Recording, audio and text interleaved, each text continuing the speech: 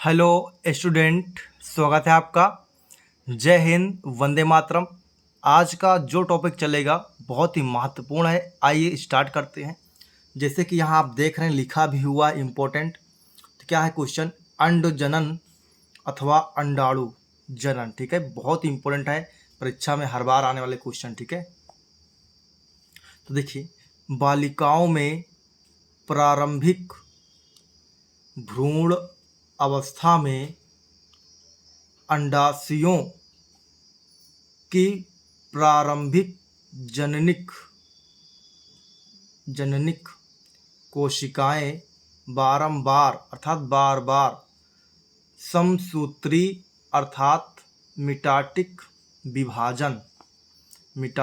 विभाजन द्वारा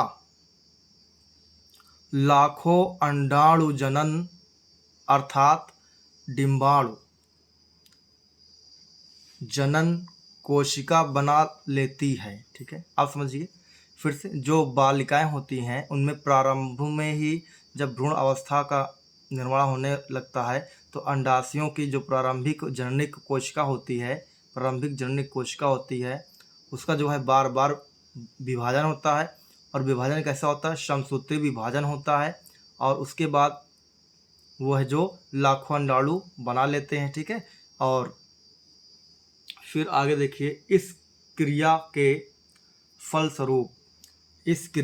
फलस्वरूप एक अकेले अंडाणु का निर्माण होता है, जिससे गुणसूत्रों की संख्या अपनी जनक कोशिकाओं से आधी होती है। ठीक है, अब देखिए, दोबारा समझिए। जो अंड जनन कोशिका बन गई थी उसमें क्या था? इस क्रिया के फलस्वरूप सबके मिलने से सिर्फ एक कोशिका बनती है, एक अंडाणु बनते हैं। ठीक है, और इनमें जो है गुणसूत्र जो होता है अपने जनक के कोशिकाओं से बिल्कुल आधी होती है। और इनको 3 भागों में बांटा गया है। आइए देखते हैं कौन 3 से भाग है वो। तो देखिए, पहला भाग है आपका गुणन प्रावस्था। क्या बच्चों? पहला है गुणन प्रावस्था। इसमें समझिए, इन प्रावस्था में जिन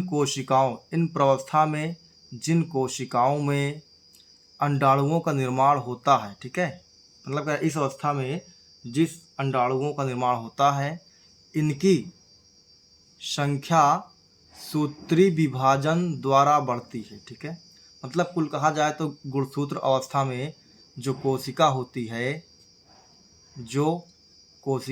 है इनका विभाजन किससे होता है बच्चों? इनका विभाजन सम सूत्री द्वारा होता है। ठीक है, आइए अब अगला पॉइंट देखते हैं। अगला टॉपिक क्या है?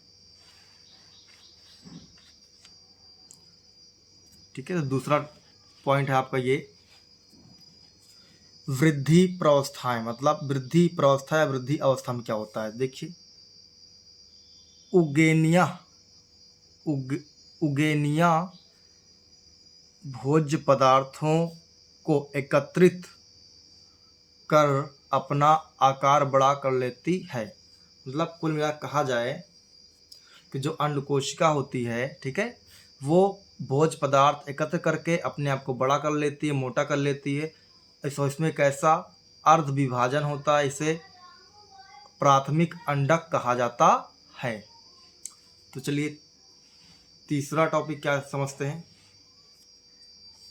वो पहला था और ये दूसरा है और ये तीसरा क्या है? परिपक्वन अवस्था। ठीक है, परिपक्वन प्रावस्था क्या होता है? देखिए, जब परिपक्वन अवस्था होती है तो इसके अंतर्गत प्राथमिक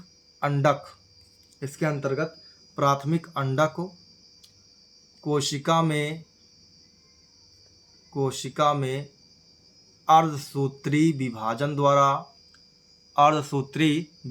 द्वारा आगुणित अंडाणु कोशिका का निर्माण होता है। अब नेक्स्ट टॉपिक करेंगे, जो कि एक वीडियो में 2 ही टॉपिक करेंगे, नहीं बहुत बड़ा हो जाता है।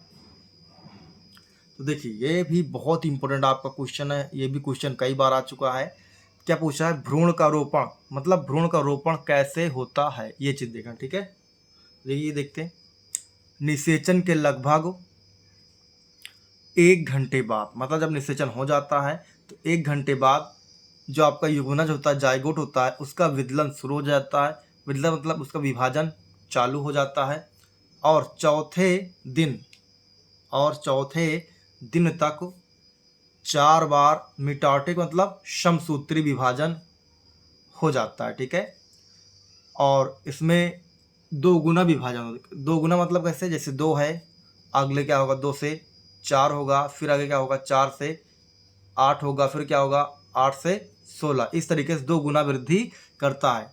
तो देखिए विभाजनों द्वारा 16 कोरक खंडों में एक एक गोले ठोस संरचना बना लेती। ठीक है, 16 खंड होता है और ये प्रत्येक जो खंड है जो है गोल गोल होकर एक ठोस अवस्था बना लेती है।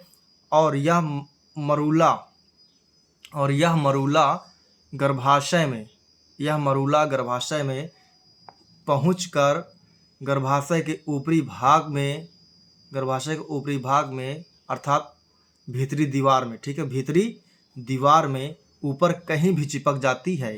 ठीक है, उससे कोई मैटर नहीं करता कहाँ चिपकेगी, ऊपर गर्भाशय में पहुंचकर किसी भी जगह पर जो है ऊपर भीतर में चिपक जाती है। ठीक है, फिर देखिए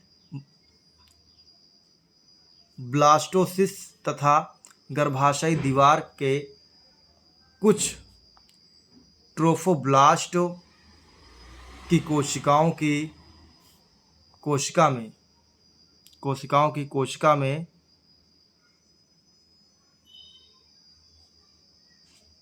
ठीक है,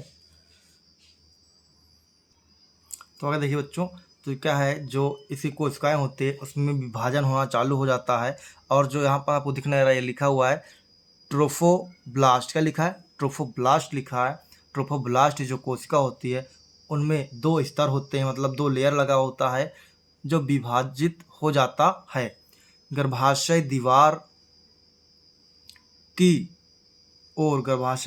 की ओर बहुकेंद्र की सिंसाइशियल विस्तार अर्थात सिंसाइसियो ट्रोफोब्लास्टो तथा भ्रूण बीच से लगा कोशिकाकाय ट्रोफोब्लास्ट निषेचन के लगभग 8वें दिन गर्भाशय के दीवार से जुड़ जाता है। और इस प्रकार की क्रिया को क्या कहा जाता है, भ्रूण का रोपण कहा जाता है।